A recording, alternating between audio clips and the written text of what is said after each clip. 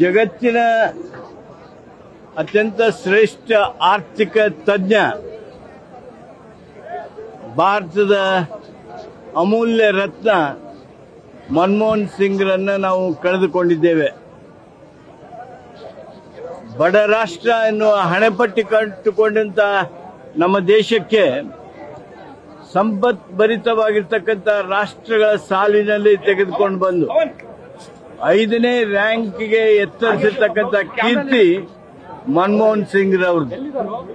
ಬಡವರ ಬಗ್ಗೆ ವಿಶೇಷ ಕಾಳಜಿ ಇಟ್ಟಂತ ಮನಮೋಹನ್ ಸಿಂಗ್ ರವರು ವಿಶೇಷವಾಗಿ right to work, right to food, right to education, right to information ಅನ್ನುವಂತ ಕಾನೂನುಗಳನ್ನ ನೀಡೋದ್ರ ಮೂಲಕ ದೇಶದ ಜನರನ್ನ ಅಧಿಕಾರಸ್ಥರನ್ನಾಗಿ ಮಾಡಿರ್ತಕ್ಕಂಥ ಬಹುದೊಡ್ಡ ಕೀರ್ತಿ ಮನಮೋಹನ್ ಸಿಂಗ್ ರವ್ರದ್ದು.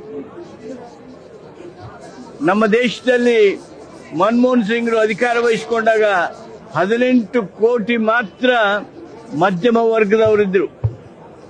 ಆ ಸಂಖ್ಯೆಯನ್ನ 36 ಕೋಟಿಗೆ ಎತ್ತರಿಸಿರ್ತಕ್ಕಂಥ ಕೀರ್ತಿ ಯಾರಿಗಾದ್ರೂ ಸಲ್ಲಬೇಕಾಗಿದ್ರೆ ಮನಮೋಹನ್ ಸಿಂಗ್ರಿಗೆ ಸಲ್ಲುತ್ತೆ. ಅಂತ ಅನಗ್ಯ ರತ್ನ ಇವತ್ತು ನಮ್ಮನ್ನ ಬಿಟ್ಟು ಹೋಗಿದೆ. ಮನಮೋಹನ್ ಸಿಂಗ್ರ